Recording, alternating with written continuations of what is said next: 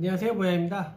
오늘 말씀드릴 내용은 제 영상 중에 편의점 야간 배송에 대한 영상이 있잖아요. 지입기사 수입 공개합니다. 이 영상에 댓글이 참 많이 달렸어요.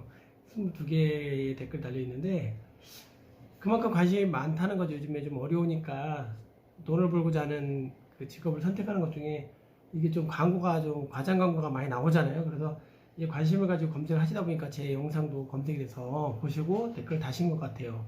그 중에 오늘 제가 일을 하다가 이 영상에 댓글이 2개가 달렸어요. 근데 그 중에 한 댓글이 그 전에도 한번 달린 댓글이 있는데 거기 제가 뭐 따로 이렇게 답은 달진 않았었는데 그때도 그냥 넘어가다가 오늘 달린 댓글에서는 조금 아닌 것 같다는 생각이 들어서 이 영상을 좀 찍어볼까 해서 이렇게 카메라 앞에 섰습니다. 일부러 검색하실 필요는 없는데 사실을 좀 아시고 얘기를 하셨으면 하는 내용이 있습니다. 어떤 내용이냐면 편의점 야간 배송뿐만 아니라 대한민국의 지입 일을 하시는 지입 기사 일을 하시는 분들은 아마 대부분 다 공통적일 겁니다. 약간의 차이가 있을 수는 있겠지만 제 영상에서 나온 그 수익 공개 거의 이 수준에서 거의 벗어나지 않을 거라고 생각합니다. 왜냐 제가 일하는 센터에도 수많은 사람이 있는데 그 사람들도 지입사가 다 달라요. 다 다른데 얘기를 들어보면 더 심한 데도 있고 좀 덜한 데도 있고 제가 속한 지입사가 그 중간 정도 한다고 말씀드린 적이 있습니다. 제가 물건을 상차하고 센터에 출발하기 전에 이게 유튜브 스튜디오를 항상 확인을 한 번씩 하거든요. 이게 댓글이 이렇게 달렸습니다. 정말 죄송한 말씀이지만 아무리 봐도 촬영 가격이 너무 눈탱이지 않나요? 13년식을 5,800이라뇨. 차값 2,000에 3,800 권리로 눈탱이 마신 거 아닌가요? 실질적으로 제대로 알아보셨으면 3,800이란 돈은 안 당하셨을 텐데요. 이거 보시는 분들 인터넷 똥글 잘못 보시고 덤비며 할부 저렇게 내는 거죠. 인터넷에 과장 광고 잘못 보고 하면 저처럼 이렇게 눈탱이 맞아갖고 할부금 팍팍 내고 지입사들 사기 당하는 거에 좋은 일 해준다 이 얘기 하시는 거예요. 좋은 내용입니다. 말은 되게 좋은 내용이에요. 내 돈 3천만 원 갖고 들어가면 할부금 안 내고 실적으로 한 달에 200 후반 그러니까 거의 300만 원이라는 얘기 하시는 것 같아요. 300만 원 벌이 나옵니다. 솔직히 사장님은 눈탱이 맞은 데다가 차도 완전 박살난 거 매입하셔서 냉동기 계속 마탱이 가는 거고요. 무튼 힘내세요.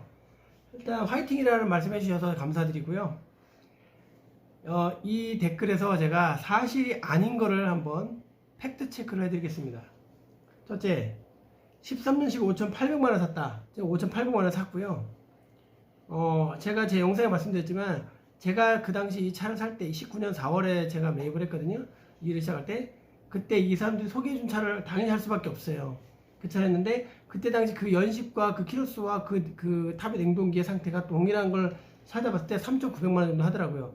제가 말씀드렸던 집에 하얀색 자가용 남바 비사업용 남바 이 차가 그 정도였습니다. 제가 1,900만원 더 준 거잖아요. 1,900만원에는 제가 나열을 해놨잖아요. 뭐가 들어간다 어떤 돈이 들어간다. 그래서 이 사람들은 차를 한 대 사람 하나 집어넣고 차를 한 대 파는 게 이 사람들한테 돈이 그렇게 많이 떨어지기 때문에 그거에 중점을 두지 한번 그 집어넣은 사람에 대해서는 신경 안 쓴다는 말씀 제가 드렸습니다. 그 얘기는 뭐죠? 실제 여기 말씀하신 게 제대로 알아보셨으면 3,800이라는 돈은 안 당하실 텐데요. 인터넷 아무리 뒤져보셔도요. 이렇게 지입사가 사기를 한다라고 제대로 얘기한 유튜버나 이런 사람 별로 없습니다. 제가 아는 유튜버 중에 범마키라는 분이 있거든요. 그분이 콜바리를 하세요. 콜바리. 전국 24시 콜해서 콜바리 하시는데 그분도 지입사기를 당하셨어요. 당하시고 나서 그 다음에 그 콜바리를 하시는 건데 그분이 그 영상에 보니까 이렇게 연기한 게 있더라고요. 지입사들이 어떻게 해서 사람을 사기치나 연기를 이렇게 하신 게 있거든요. 그거예요. 딱 그렇게 당해요. 근데 안 당할 거라고 생각하시나 본데요. 제가 사업을 한 10년 했고요. 10년 이상 했고요. 화물 일만 따지면 한 7, 8년? 9년 정도 한 것 같아요. 편의점 야간 배송 일이라는 게 편의점 야간 배송이 아니라 뭐 새벽배송 마찬가지예요. 편의점 배송 일, 지입 일. 제가 어느 정도 제가 한 60, 70%는 알고 접근한 거예요. 100%는 아니지만. 근데 막상 현실에 딱 받아들였을 때는 100% 다 알게 되죠. 당연히 돈이 걸려 있고 하니까. 그래서 그걸 영상으로 찍어서 말씀드렸던 겁니다. 그러니까 제가 말씀드린 게 사실이란 얘기예요. 사실. 그리고 이분이 얘기하신 게 이 돈 안 당하실 텐데 라고 하지만 지입사가 대한민국에는 지입사가 안 그런 지입사가 제가 볼 땐 상위 0.1%밖에 없을 거라고 생각합니다. 그것도 찾아보면 있을지 없을지 모르겠어요. 근데 아마 0.1% 있을까? 제가 볼 때는 없다고 보거든요. 근데 있다고 믿어야 되겠죠? 왜냐면 그래야 좀 살만한 세상인 것 같으니까. 그런 믿음은 좀 있습니다. 그러니까 저는 없다고 봅니다. 좀 차이가 심하냐 심하지 않냐 요 차이만 있을 뿐입니다. 이거 보시는 분들 인터넷 똥글 잘못된 글 과대 광고한 거 덤비면 할부 저렇게 내는 거죠 라고 하셨는데 알고도 내는 거예요. 알고도 그거밖에 없으니까요. 이게 현실이에요. 대한민국의 현실이고 지입뿐만 아니라 화물차들의 현실이에요. 알고도 내는 거예요. 자기 돈 3천만 원 들고 들어가면 할부금도 안 내고 실제로 한 달에 200 후반을 법니다 라고 하면 이거 1회전 얘기하시는 거겠죠. 내 돈 3천만 원 들고 들어가면 할부금 안 낸다. 제가 처음에 13년씩 5,800만 원을 샀다 그랬잖아요. 그럼 내가 현찰 3천만 원 있어요. 그럼 지입사에 가서 이렇게 얘기합니다. 아, 제가 이거 하려고 하는데요. 제가 현금 3천만 원 있어요. 중고차 시세 알아보니까 2천만 원밖에 안 가네요. 영업용 남바 임대 남바 법인 지입사 남바 제가 그거 달려올 때 TUB가 한 500 하죠? 그럼 제가 500 드릴게요. 500 드리고 차는 제가 가지고 차는 제가 냉동기차 중고차를 살 테니까 TUB 500 그거는 제가 내고 영업용 남바 달고 들어갈게요. 그럼 제가 일할 수 있죠? 이렇게 하면 집사 뭐라고 할까요? 뭐라고 할까요? 한번 말씀을 해보시면 좋겠어요. 뭐라고 할까요? 당연히 안 된다고 할 겁니다. 왜요? 차를 팔아야 돈이 되는데 차를 내가 가지고 들어간다 그랬잖아요. 내가 중고차 매매사에서 하얀 남바 사가지고 내가 들어갈게. 영업용 남바 달 때 내가 번호판을 사서 들어가는 게 아니라 뭐 법인 남바 달면 TUB라고 해서 500 정도 들어가거든요. 그럼 내가 낼게. 그 돈은 날라간 돈 낼게. 그럼 나 일할게 하면 걔네가 해줄까요? 안 해준다는 거예요. 걔 차 팔아 돈 남는다니까요. 안 해준다고요.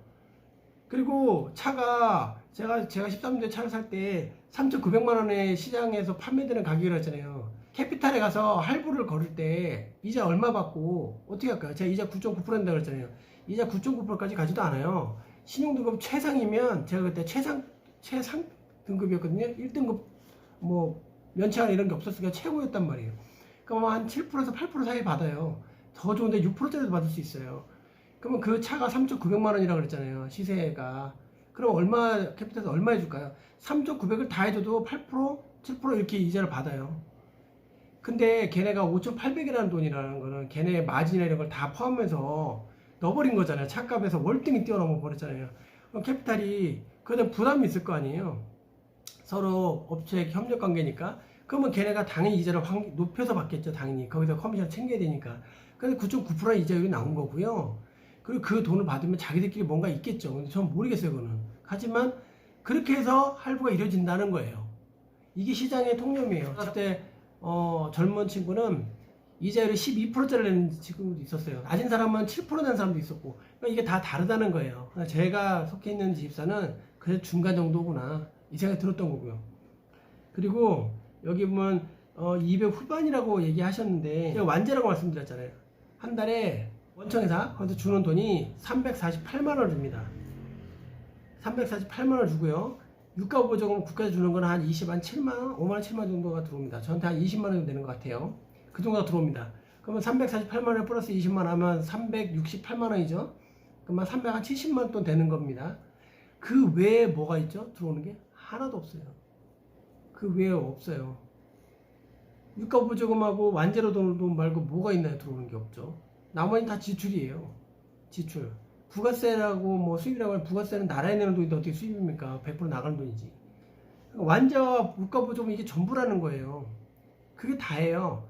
거기서 할부 못 빼고 다 빼고 수리비 못 빼고 뭐 하다못해 보험료까지 다 빼고 나면 남는 게 별로 없는 거예요. 그래서 150이라는 얘기를 제가 하는 거예요. 그 1회전일 때.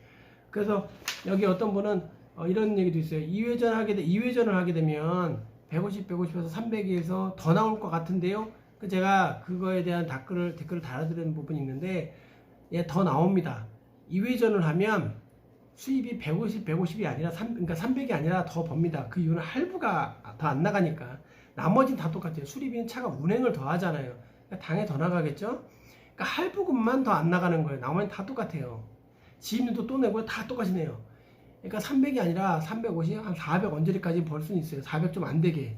또 400 좀 넘을 수도 있고, 그건 다 몰라요, 그거는. 정확히. 왜냐면 기사들마다 지입사마다 차 할부금이나 이런 게 좀 다, 이자율이 다르기 때문에, 지임료도 조금씩 틀릴 수가 있어요. 그래서, 얼마나 더 큰 차이인지 모르지만, 거의 비슷합니다. 그러니까 또 한 가지 말씀드리고 싶은 거는, 기사들도 자기들 속해 있는 그 회사를 100% 그렇게 다 얘기 잘 안 해요.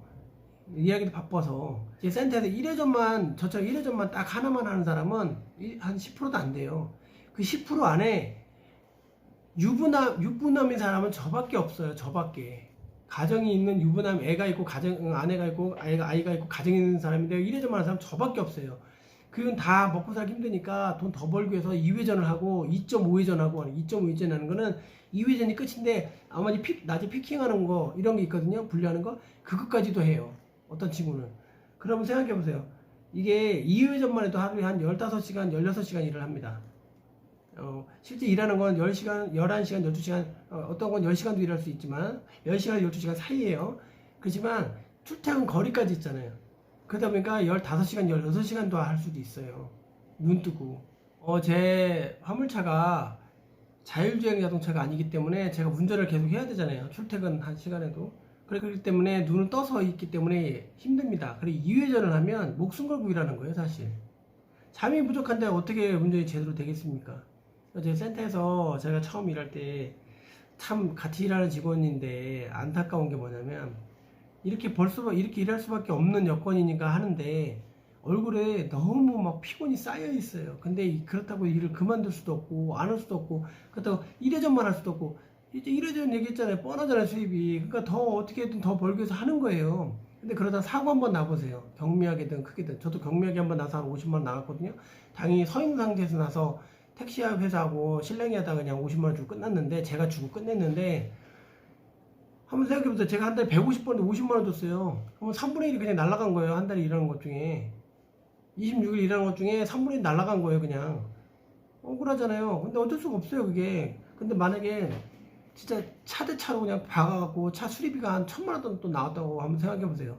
할증돼요. 공제조합에 돼 있기 때문에 할증이 되는데 할증이 세요, 이게. 그리고 할증된다고 내가 그 일을 그만둔다고 해서 끝나는 게 아니라 화물 공제조합 보험이 어떤 게 있냐면 내가 만약에 차 수리비가 상대 차나 내 차나 합해서 1,000만 원이 나왔다. 근데 할증돼서 낼 거 아니에요? 내가 일을 그만두겠다고 하면 그 차를 팔거나 뭐 나가야 되잖아요. 그럴 때 그 아직 다 안 갚아진 그 원금 있잖아요. 1,000만 원이라는 수리비가 나왔으면 그 원금 그걸 다 변제해야 돼요. 그래야 끝나는 거예요. 이게 화물일이에요. 이게 화물일. 그래서 이런 걸 좀 잘 아시고 얘기를 하셨으면 합니다. 여기 지금 내용에 많은 내용이 있긴 하지만 특별히 다른 말씀은 드릴 내용이 없고요. 이런 내용입니다. 그리고 이 일을 알아보시려고 이렇게 생각하시는 분들은 최소한 제가 얘기했잖아요. 일이 나쁘다는 게 아니라니까요.